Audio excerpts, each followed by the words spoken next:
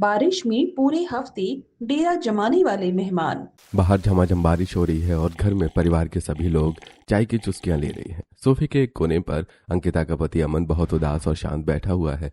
अंकिता उसे देखकर मन ही मन। मैं आपकी आंखों में छिपी ये उदासी अच्छी तरह समझ सकती हूँ। आपके सिर पर इतनी बड़ी मुसीबत आई है और घर में किसी को इस बात का पता भी नहीं है।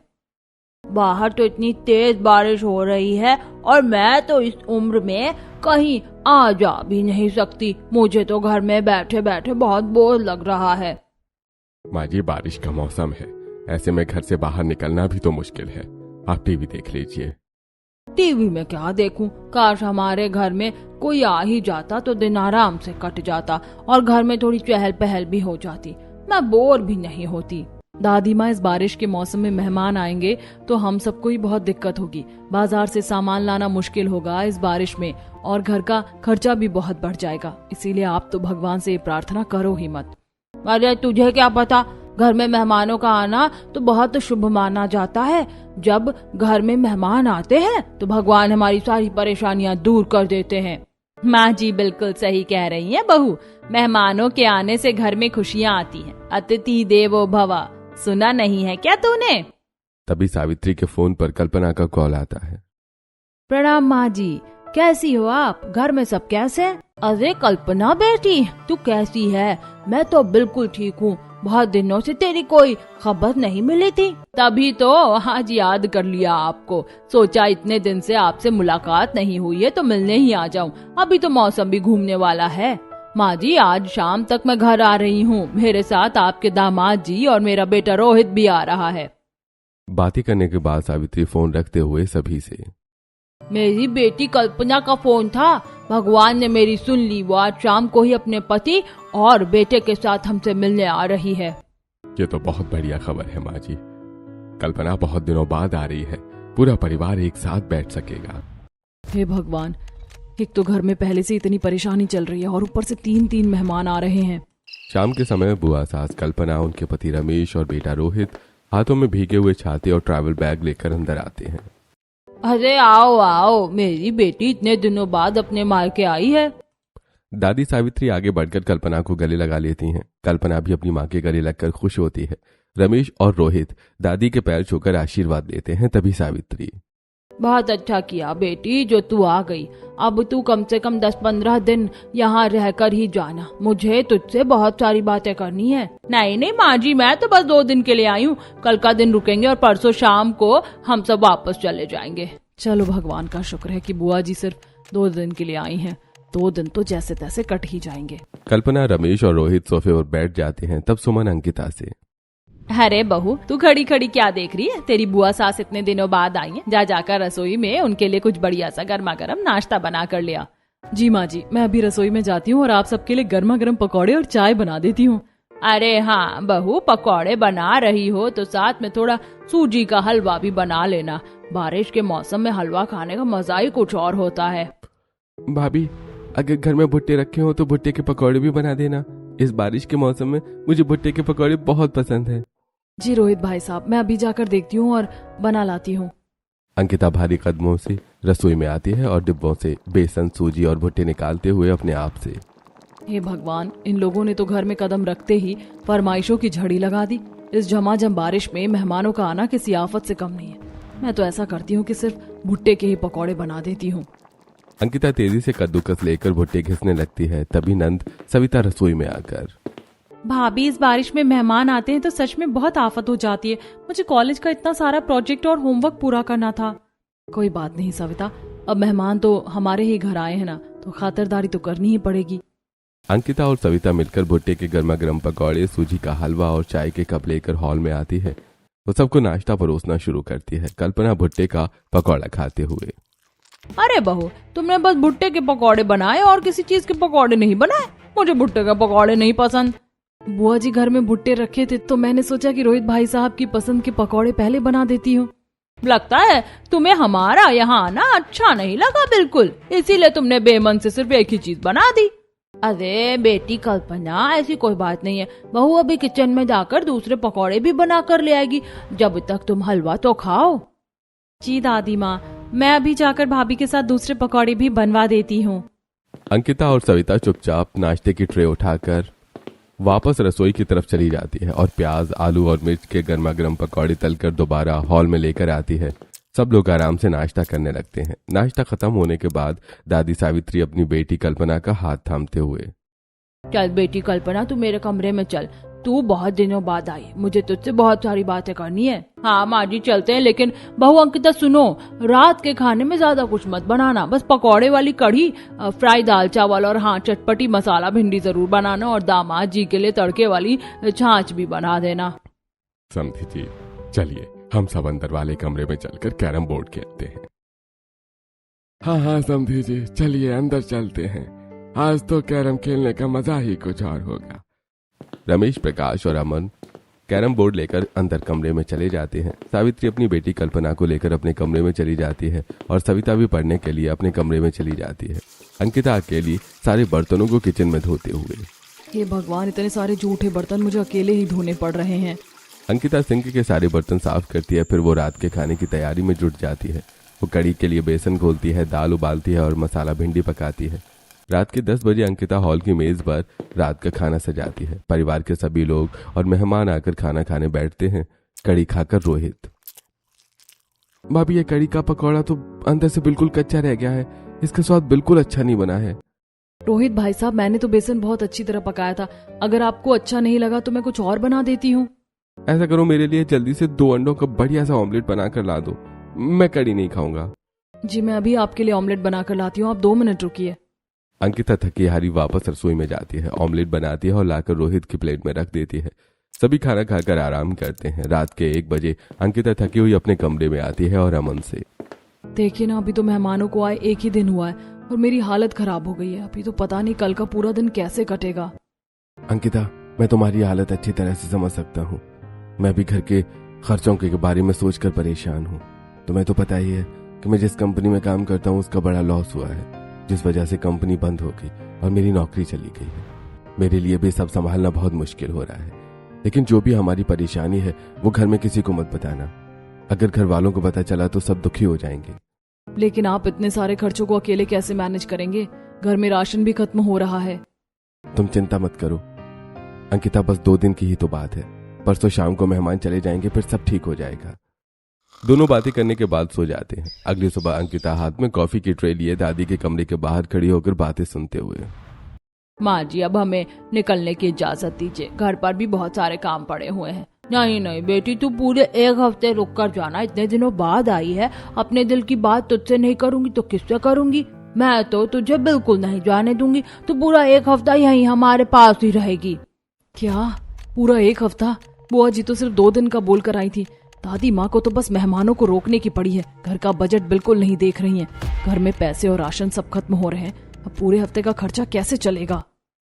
अंकिता कांपते हाथों से ट्रे संभालते हुए कमरे के अंदर कदम रखती है। वो बुआ सास और दादी माँ को कॉफी के कप थमाते हुए, बुआ जी लीजिए आपकी गर्मा गर्म कॉफी, दादी माँ आपकी कॉफी। बहू तू भी जरा बैठ, देख तेरी दादी माँ मुझे जाने ही नहीं दे रही है, कह रही है कि 1 हफ्ता रुक कर जाओ। हाँ बुआ जी रुक जाइए ना, आप रुकेंगी तो दादी माँ को भी अच्छा लगेगा। अंकिता ट्रे लेकर कमरे से बाहर निकल जाती है और वो भारी मन से रसोई की तरफ बढ़ते हुए मन ही मन, दादी माँ को तो बस मेहमानों को रोकने की पड़ी है, घर का बजट बिल्कुल नहीं देख रही हैं। घर में पैसे और राशन सब खत्म हो रहे हैं, पूरे हफ्ते का खर्चा कैसे चलेगा? पूरा 1 हफ्ता बीत चुका है। बाहर रुक रुक कर बारिश हो रही है। अंकिता अपनी सास सुमन को छत पर बुलाकर ले जाती है। माँ जी ये मेहमान कब जाएंगे? 2 दिन का बोल कर आए थे और आज पूरा 1 हफ्ता हो गया है। इस बारिश के मौसम में पूरे हफ्ते डेरा जमाने वाला मेहमान हम पर बहुत भारी पड़ रहे हैं। अरे चुप कर बहू, धीरे बोल, अगर किसी ने सुन लिया तो पता नहीं हमारे बारे में क्या सोचेंगे। हम अपने घर आए मेहमानों को खुद जाने के लिए तो नहीं कह सकते ना, जब तक उनका मन करेगा तब तक वो यहाँ रहेंगे। सुमन बात को टाल देती है और दोनों नीचे आ जाते हैं। शाम के समय सब लोग हॉल में बैठे हुए थे, तभी कल्पना के मोबाइल पर फोन की घंटी बजती है। वो झट से फोन उठाकर बात करते हुए, अच्छा बहू, तू अपने मायके के प्रोग्राम से वापस घर लौट आई है? चलो अच्छा हुआ तू आ गई। ठीक है, तो फिर हम भी आज ही घर वापस आ रहे हैं। कल्पना फोन रखकर सोफे पर बैठी सावित्री से, माँ जी मेरी बहू मायके से लौट आई है, उसके यहाँ 1 हफ्ते का प्रोग्राम था, इसीलिए हम यहाँ आ गए थे। अब वो आ गई है तो हमें जाना होगा। अच्छा, तो इनकी बहू मायके गई थी, इसीलिए ये लोग हमारे घर पर 1 हफ्ते से डेरा जमा कर बैठे थे। अच्छा बेटी, अब तू जा ही रही है तो मैं क्या कहूँ, तू चली जाएगी तो घर में बिल्कुल अच्छा नहीं लगेगा।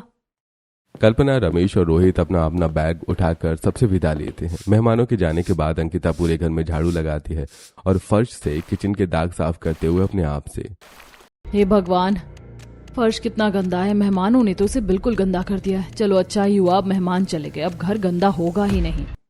अगली सुबह बाहर मूसलाधार बारिश हो रही है। अंकिता कमरे की खिड़की के पास खड़ी होकर झमाझम गिरती बूंदों को देखकर मुस्कुरा रही है। तभी अमन कमरे में आता है। अरे अंकिता, तुम तो आज बहुत खुश लग रही हो, क्या बात है? मेहमान चले गए ना अमन, अब हमारी बड़ी मुसीबत टल गई है, तो क्या मैं खुश भी ना लगूं? चलिए ना मेरे साथ छत पर, आज हम झमाझम बारिश में थोड़ा भीग लेते हैं, मन हल्का हो जाएगा। ठीक है बाबा, चलो। जब तुम इतनी खुश हो तो मैं भी तुम्हारे साथ छत पर चलता हूँ। दोनों छत पर जाकर बारिश में भीगते हैं और थोड़ी देर बाद नीचे से सविता आवाज लगाते हुए, भाभी भैया नीचे आ जाओ, मैं कॉफी बना रही हूँ, आप लोग भी पी लो। अंकिता और अमन नीचे आते हैं और कपड़े बदलकर हॉल में आते हैं। सविता कॉफी बनाकर लाती है और सब बैठकर कॉफी पीते हैं। ऐसे ही 3-4 दिन शांति से बीत जाते हैं। एक दिन सभी हॉल में बैठे बातें कर रहे थे, तभी सास सुमन के मोबाइल पर कॉल आता है। अरे भैया प्रणाम, कैसे हैं आप सब? क्या कहा? आप सब लोग हमसे मिलने आ रहे हैं? ये तो बहुत खुशी की बात है। हाँ हाँ जरूर आइए। सुमन फोन रखकर खुश होते हुए सभी से, भैया का फोन था। बारिश के मौसम में मेरे भाई भाभी, उनका बेटा और बहू हमसे मिलने आ रहे हैं। चलो भाई, ये तो बहुत अच्छी बात है। तुम्हें भी बहुत दिनों बाद अपने मायके वालों से मिलने का मौका मिलेगा। हे भगवान, फिर से नए मेहमान। इस बार तो 4-4 लोग आ रहे हैं, अब हमारा क्या होगा? थोड़ी देर बाद अंकिता अपने कमरे में परेशान होकर अमन से, हमारा सारा बजट खत्म हो गया है, घर में पैसे भी नहीं है, हम इतने सारे लोगों की सेवा कैसे करेंगे? हाँ अंकिता, ये बात तो तुम बिल्कुल ठीक कह रही हो। अब तो मेरे पास भी बिल्कुल पैसे नहीं बचे हैं। अब तो मेहमानों की खातिरदारी के लिए मुझे किसी से उधार ही लेना पड़ेगा।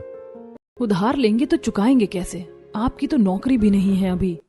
अब जैसे भी चुकाना पड़े, लेकिन उधार तो लेना ही पड़ेगा ना। शाम को अपने दोस्तों से बात करता हूँ। अमन घर से बाहर चला जाता है। अंकिता चिंता में डूबी कमरे में बैठी रहती है। शाम के टाइम बहुत तेज बारिश हो रही है और उसी समय सुमन के मायके वाले पहुंचते हैं। सुमन के भाई भाभी, उनका बेटा और बहू घर में प्रवेश करते हैं। अरे भैया भाभी, आओ आओ, तुम सब बारिश में भीग गए हो ना? हाँ दीदी, रास्ते में बहुत तेज बारिश शुरू हो गई थी, पर तुमसे मिलने का मन था तो आ गए। सब लोग हॉल में बैठ जाते हैं। तब सुमन अंकिता से, बहू जरा जा तो रसोई में मेहमानों के लिए कुछ बढ़िया सा नाश्ता बना कर लिया। जी माँ जी, मैं अभी बनाती हूँ। आप लोग काफी भीग गए हैं, जब तक आप कपड़े चेंज कर लीजिए। अंकिता रसोई में जाकर सबके लिए चाय पकौड़े बनाती है और वही सारे मेहमान कपड़े बदलकर हॉल में आते हैं। भाभी, मेहमानों की तो लाइन ही खत्म होने का नाम नहीं ले रही है। मेरी तो पढ़ाई भी बिल्कुल नहीं हो पा रही है। मुझे तो समझ ही नहीं आ रहा कि इस मूसलाधार बारिश में इतने मेहमान आ क्यों रहे हैं। क्या बताऊं सविता, हो सकता है कि ये लोग 1-2 दिन में वापस चले जाएं। अंकिता और सविता ट्रे में चाय और पकौड़े लेकर हॉल में आती है। सब लोग नाश्ता करने लगते हैं।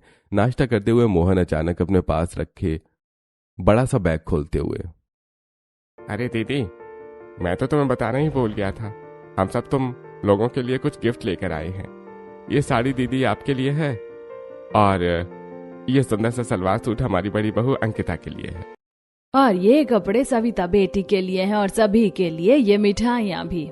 उपहार देखकर सब लोग बहुत खुश हो जाते हैं। सविता अंकिता के कान में, भाभी चलो, मेहमान आए तो कुछ तो फायदा हुआ ना। हाँ सविता, सूट तो बहुत सुंदर है। नाश्ता करने के बाद अंकिता पूरे घर को साफ करती है। पूरे घर में कीचड़ हो गया था। उसके बाद रात के खाने की तैयारी के लिए अंकिता और सविता बाजार जाने लगती हैं। तभी मेहमान रितिका भी उनके पास आकर, भाभी आप लोग बाजार जा रही हैं क्या? मैं भी आप लोगों के साथ बाजार चलती हूँ। ठीक है रितिका, तुम भी हमारे साथ चलो। तीनों छाता लेकर बाजार पहुंचती हैं। रितिका सब्जी की दुकान पर पहुंचकर महंगी सब्जियों की तरफ उंगली दिखाते हुए, अरे भाभी, ये मशरूम भी खरीद लो ना, मशरूम बहुत अच्छे बनते हैं। और ये ताज़ा पनीर भी 2 किलो ले लो। और हाँ, ये शिमला मिर्च और बेबी कॉर्न भी ले लीजिए, रात को बहुत बढ़िया शाही खाना बनाएंगे। अंकिता भारी मन से सारे महंगे सामान के पैसे चुकाती है और थैलियां उठाकर घर की तरफ लौटती है। घर लौटते ही सुमन अंकिता से, आ गई बहू बाजार से। ऐसा कर कि सब्जियों को रसोई में रख दे और जरा मेहमानों के कपड़े धो ले। ढेर सारे इकट्ठे हो गए और अभी तो बारिश भी नहीं हो रही है तो सूख जाएंगे। अब अंकिता सब्जियों को फ्रिज में जमाने के बाद वॉशरूम में बैठकर कपड़े धोते हुए मन ही मन, अब मेहमानों के कपड़े भी मुझे ही धोने पड़ रहे हैं। कम से कम मेहमान अपने कपड़े तो धो सकते हैं।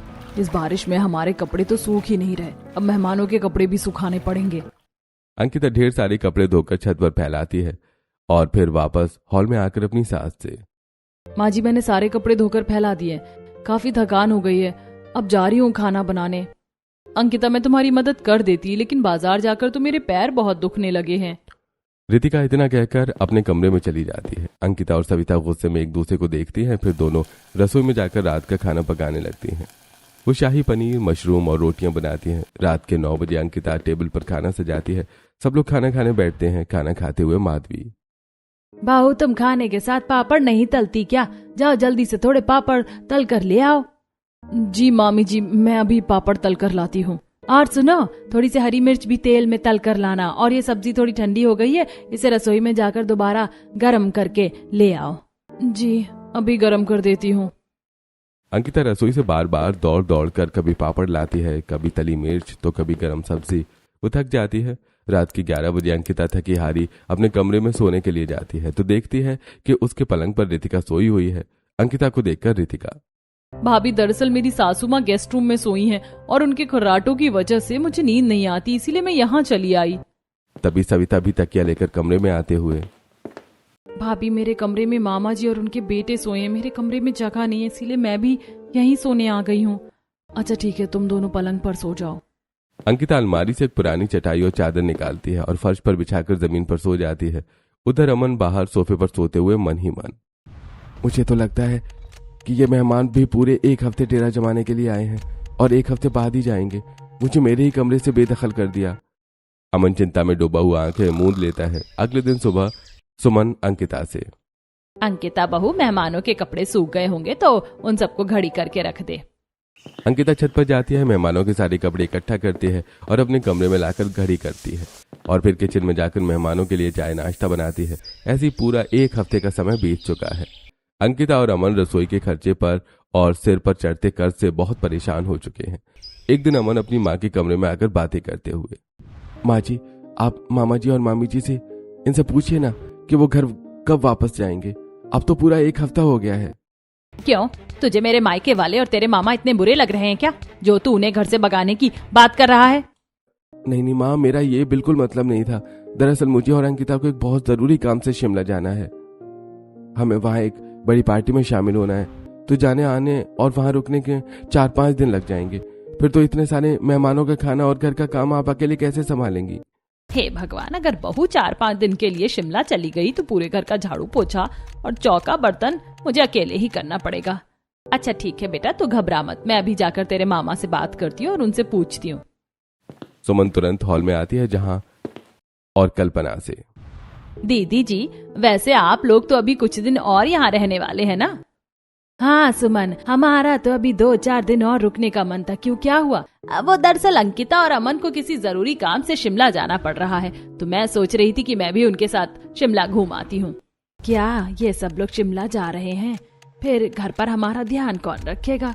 सुमन, हमें तो यहाँ आए हुए पूरा 1 हफ्ता हो गया, अब हमें भी अपने घर वापस लौट जाना चाहिए।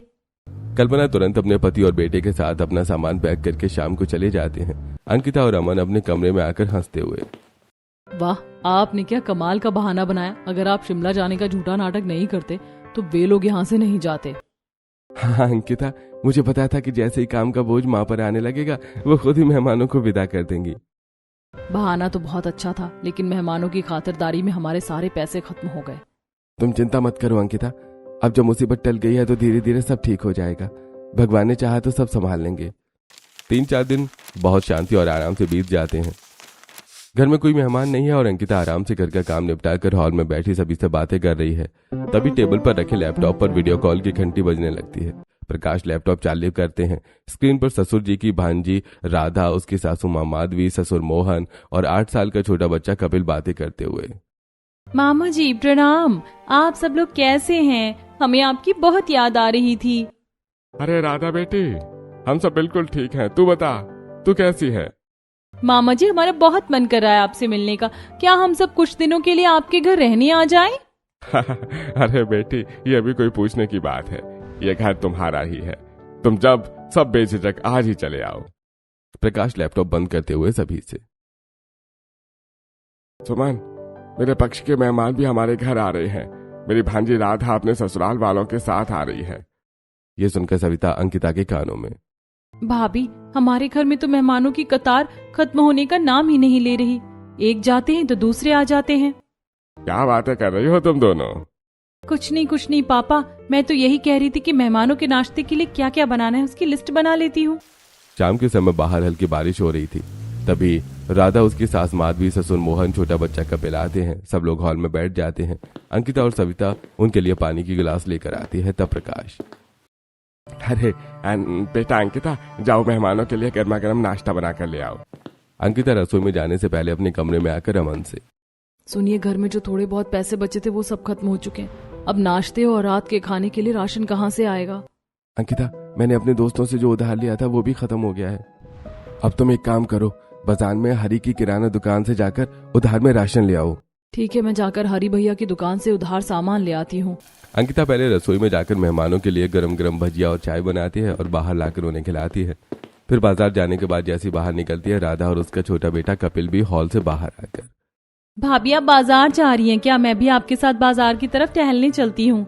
अंकिता, राधा और कपिल बाजार की तरफ निकल जाते हैं। रास्ते में अंकिता मन ही मन, हे भगवान, राधा के सामने मैं दुकानदार से उधार सामान कैसे मांगूंगी? मेरी तो बहुत बेइज्जती हो जाएगी। तभी रास्ते में भुट्टे की एक दुकान दिखाई देती है। कपिल भुट्टे देकर मचलते हुए, मम्मी देखो भुट्टे की दुकान, मुझे तो सिके हुए गरम गरम भुट्टे खाने हैं। रितिका, तुम कपिल को लेकर उस दुकान पर जाओ और भुट्टा खिलाओ। तब तक मैं सामने की दुकान से राशन ले आती हूँ। ठीक है भाभी, हम भुट्टा खाते हैं, आप सामान ले लीजिए। रितिका बच्चे को लेकर भुट्टे वाले के पास चली जाती है। अंकिता तुरंत दौड़कर हरी की किराना दुकान पर पहुंचकर, हरी भैया, मुझे थोड़ा राशन दे दीजिए और पैसे मेरे पति बाद में आकर दे जाएंगे, खाते में लिख लीजिए। अरे अंकिता भाभी, आप लोग तो कभी सामान उधार नहीं ले जाते, हमेशा नकद पैसे देते हैं। आज क्या हो गया? क्या बताऊं हरी भैया, समय समय की बात है। आप बस सामान दे दीजिए और खाते में लिख लीजिए। दुकानदार हरी सामान बांधकर अंकिता को दे देता है। अंकिता थैलियां लेकर रितिका के साथ घर लौटकर भुट्टे वाले को पैसे देते हुए, चलिए अब घर चलते हैं। सभी घर के लिए निकल जाते हैं। कपिल जूते पहनकर ही घर के अंदर अपने कमरे तक चला जाता है, जिससे पूरे फर्श पर कीचड़ हो जाता है, जिसे देखकर राधा, भाभी, कपिल की तो ऐसी ही आदत है, वो बाहर से जूते सीधे अंदर ही ले जाता है। बच्चा है, धीरे धीरे ही सुधरेगा। अच्छा, मैं जरा उसे देख लेती हूँ, तब तक आप ये फर्श साफ कर लो। राधा ऐसा कहकर कमरे में चली जाती है। तब सावित्री गंदे फर्श को देखकर सुमन से, अरे बहू, ये हमारे मेहमान हैं, इतनी सेवा तो हमें करनी पड़ेगी। अंकिता रसोई में जाती है और सब्जी रखकर पोछे का कपड़ा लाती है और फर्श साफ करते हुए मन ही मन, राधा खुद साफ नहीं कर सकती थी, इसके बच्चे ने गंदा किया था तो सारा काम मुझसे ही करवाते हैं और खुद बहाना मारकर निकल जाती है। अंकिता फर्श साफ करके रसोई में जाती है और काम करने लगती है। तब सविता वहां आकर अंकिता से, भाभी, माँ कह रही थी कि मैं आपकी खाना बनाने में मदद करवा दूं, लेकिन कल मुझे कॉलेज का प्रोजेक्ट जमा करना है। आप राधा भाभी से कह दो ना कि वे रसोई में भी आपकी मदद करवा देंगी। रहने दे सविता, तुझे तो पता ही है कि मेहमान कभी घर का काम नहीं करते। तू जाकर अपनी पढ़ाई कर, मैं अकेले ही सारा खाना बना लूंगी। सविता चली जाती है। अंकिता अकेले ही सब्जियां काटने लगती है। तभी अमन आकर, अंकिता, मैं समझ सकता हूँ तुम्हें मेहमानों के आने पर सारा काम अकेले ही करना पड़ रहा है, तो तुम कितनी परेशान हो रही हो। लाओ, मैं तुम्हारी कुछ मदद करवा देता हूँ। अरे नहीं, आप रहने दीजिए, मैं अकेले ही काम कर लूंगी। मुझे तो ये चिंता हो रही है कि आप इतना खर्च कैसे मैनेज कर रहे होंगे। वैसे ये भी मुझे पूरे एक हफ्ते डेरा जमाने वाले मेहमान लग रहे हैं। अंकिता खाना बनाकर मेहमानों के लिए खाना लगाती है। रात को सब लोग डाइनिंग हॉल में बैठकर खाना खा रहे थे। खाना खाते हुए मोहन, अरे बहू, ये खाना तो थोड़ा फीका लग रहा है। हम लोग तो थोड़ा तेज मिर्च मसाला खाते हैं। सब्जी में मिर्च का तड़का दोबारा लगा दो। जी, मैं अभी रसोई से मिर्च का तड़का दोबारा लगा कर लाती हूँ। अब अंकिता रसोई में जाती है और दाल में तड़का लगाकर लेकर आती है।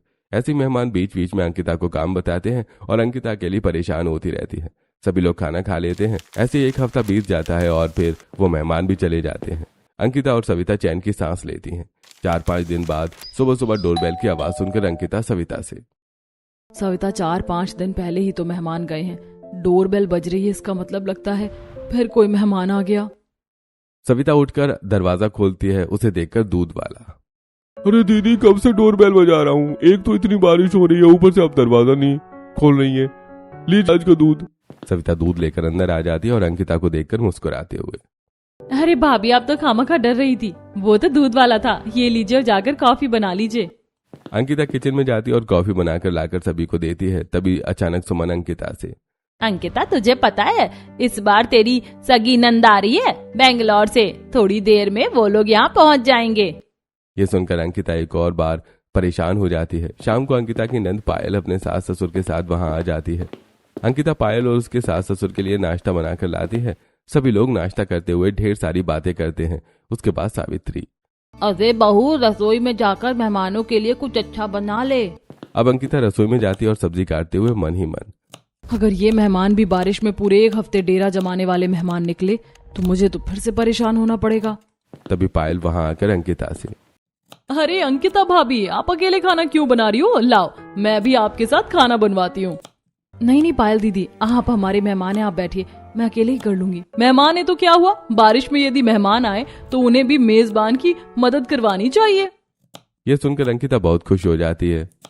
पायल और अंकिता दोनों बातें करते हुए खाना बना लेती हैं। सभी लोग खाना खाते हैं। फिर पायल अंकिता के साथ सारा काम खत्म करवाती है। अंकिता काम खत्म करके अपने कमरे में जाकर अमन को देखकर, अरे आप यहाँ, मुझे लगा मेहमानों के आने के बाद आपको फिर सोफे पर सोना पड़ेगा। मैं तो सोफे पर ही सो रहा था, लेकिन पायल के ससुर जी ने कहा कि वो सोफे पर सो जाएंगे और मैं अंदर आ जाऊं। ये सुनकर अंकिता बहुत खुश हो जाती है। अगले दिन भी पायल अंकिता के साथ सारा काम करवाती है। ऐसे दिन बीत रहे थे। एक दिन रात के 1 बजे पायल पानी पीने के लिए रसोई की तरफ जाती है। तभी दरवाजे पर रुककर रसोई में बातें करते रहे अमन और अंकिता की बात सुनते हुए, अमन, मुझे तो लगता है कि हमें घर वालों को सच बता देना चाहिए। आपकी नौकरी 1 महीने पहले ही छूट चुकी है और मेहमानों के आने से हम पर बहुत कर्जा हो गया है।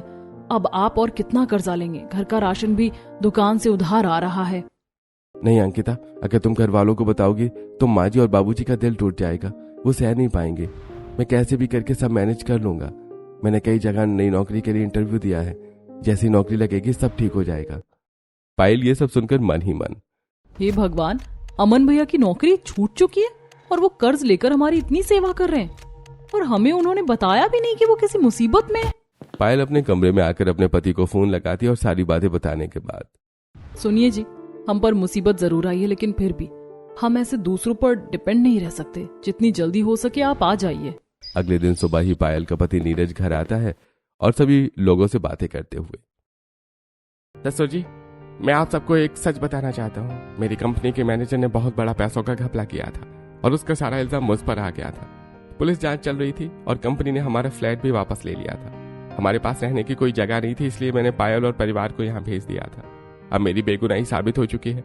मुझे मेरी नौकरी और कंपनी से बड़ा बोनस भी मिल गया है। आप सबने संकट के समय मेरे परिवार को सहारा दिया। आपका बहुत बहुत शुक्रिया। अरे बेटा, तुम तो हमारे अपने हो। संकट में अपनों के काम आना ही तो परिवार का धर्म है। पायल का परिवार अब अपने घर वापस जाने की तैयारी कर रहा है। पायल अंकिता के कमरे में आती है, उसके हाथ में एक बड़ा सा लिफाफा देते हुए, भाभी, जाने से पहले मैं आपको ये देना चाहती हूँ। इसमें पूरे 50,000 रुपए हैं। 50,000 रुपए? लेकिन पायल, मैं ये पैसे तुमसे क्यों लूं? भाभी, कल रात मैंने रसोई में आपकी और अमन भैया की सारी बातें सुन ली थी। मुझे सब पता चल गया कि भैया की नौकरी छूट चुकी है। आपने खुद कर्ज में डूबकर भी हमारी सेवा में कोई कमी नहीं छोड़ी। तो प्लीज आप इन पैसों से अपना सारा कर्जा उतार दीजिए। तुम सच में बहुत अच्छी हो।